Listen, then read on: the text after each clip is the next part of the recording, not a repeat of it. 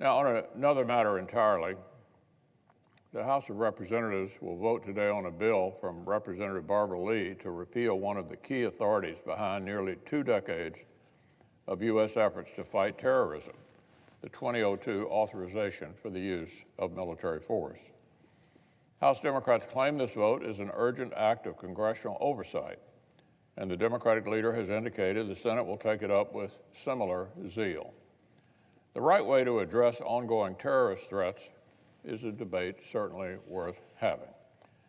I would have welcomed that debate before the Biden administration began its hasty retreat from Afghanistan without a plan to sustain counter-terror missions or support our friends. And it's one we should have before we vote to repeal these authorities.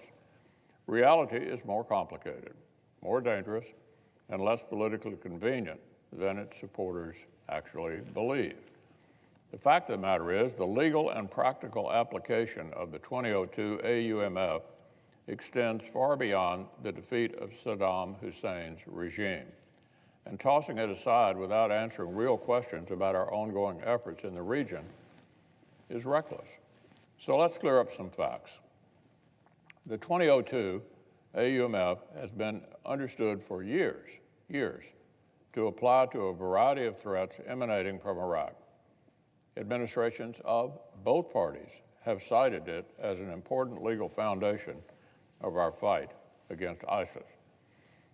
It's been used precisely because the ISIS caliphate that stretched into Syria emanated from Iraq after President Obama's withdrawal in 2011.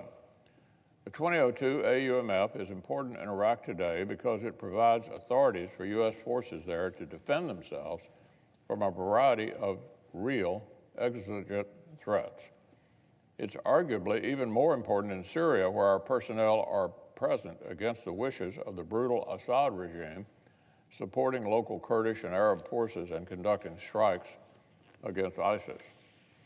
And because ISIS and al-Qaeda have sometimes diverged, legal analysts have suggested that the 2001 AUMF alone may be insufficient to authorize operations against ISIS. So, do supporters of this repeal fully understand the ways it might limit counterterrorism missions? How about cyber ops?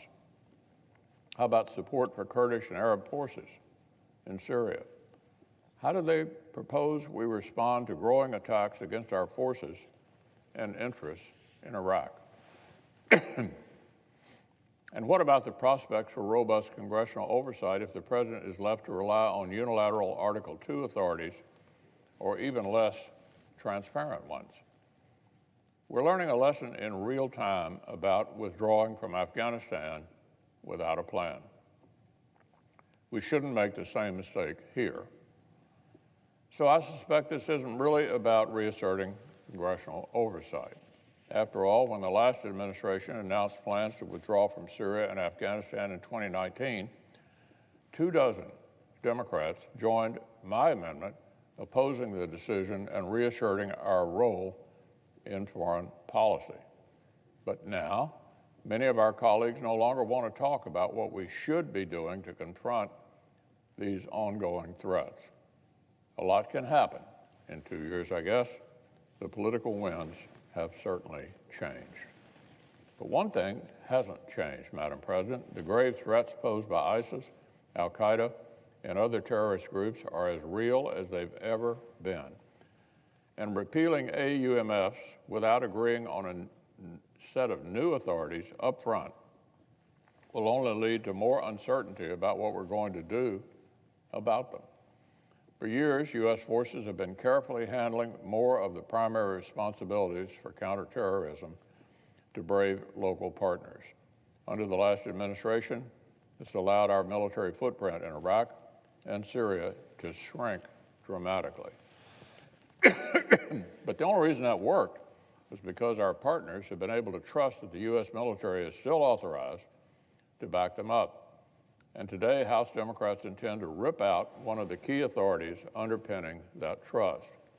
As I understand it, Democrats don't even intend to stop there. They're also planning to take aim at the 2001 authorities that allow us to keep some of the most dangerous terrorists alive from taking more innocent American lives. The administration says it's looking into how best to close the detention facility at Guantanamo Bay, Cuba, that houses the absolute worst of the worst, including Khalid Sheikh Mohammed, the mastermind of the September 11 attacks. But thus far, the administration is rather short on details. How does the president plan to do this? Does he intend to break the law and bring terrorists to the United States? Give them expanded legal rights? Further radicalize our prison population? Talk about domestic violent extremism. Or does the president intend to send KSM and his terrorist cronies to Pakistan or Saudi Arabia before they face justice? So, Madam President, closing Guantanamo Bay will not make Americans safer.